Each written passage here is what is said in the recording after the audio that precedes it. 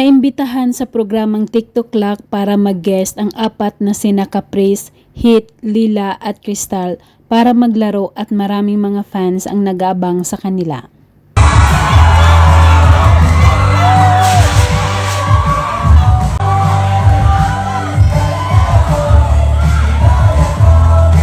Sa pagpasok nila sa stage, isinayaw muna nila ang Pinoy Ako, todo hataw sa pagsayaw ang apat at lagi magkatabi ang Caphit na kinikiligan ng kanilang mga fans.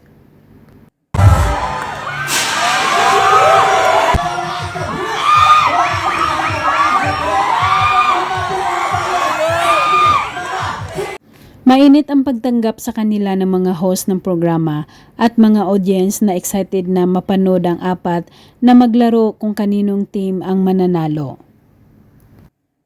Hanggang sa dulo, mahal nyo ang Panginoon. Kung sakaling kong papasok sa PBB, ang unang team pinangungunahan ni Caprice at Hit, makakasama nila ang kanilang mga fans. Samantala sa kabilang team naman ay makakasama sina Lila at Crystal.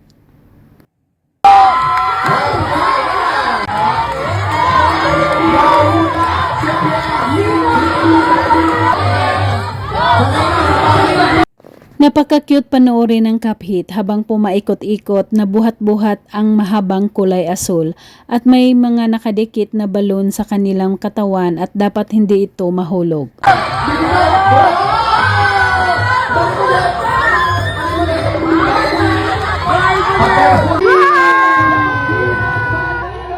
Sa hulaan segment naman, si Caprice ang lumahok para magpahula at si Hit naman ang nanghula sa reaksyon ng mukha ni Caprice at nanalo sila. Oh, pass! Number 6! Ano dire? Baho.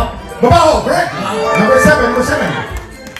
Sobrang nag-enjoy si Caprice sa kanilang experience sa paglalaro sa programang TikTok Clock. Ayon pa nito, para lang silang nag-weekly task sa bahay ni Kuya sa Pinoy Big Brother. Enjoy po talaga ako. Para po kami nag-weekly task sa bahay ni Kuya. Kaya nag-enjoy po ako. At kasama po namin yung mga fans. Kaya mas naging masaya po. Wow, thank you! Thank you! Kita naman sa mukha ni Hit ang napakasayang experience kahit ito ay muntikan ng nadapa. Nag-enjoy pa rin siya kasama ang mga fans at sina Caprice, Lila at Crystal. Yung game po, napakasaya po ng game and parang the entire time I was about to fall. Parang nadadapa po ako kaya ayun, napakasaya po. Thank you! Magkatabing nakaupo sina Lila at Crystal nang tinanong sila kung kumusta ang naging experience nila sa TikTok Clock at sa kanilang paglalaro. Katulad ni Caprice, naalala din nila ang mga ipinagawa ni Kuya sa kanila.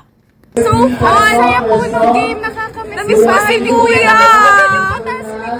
That's our weekly task. Yes, it was so fun. Ready na ba kayo sa second round? Yes!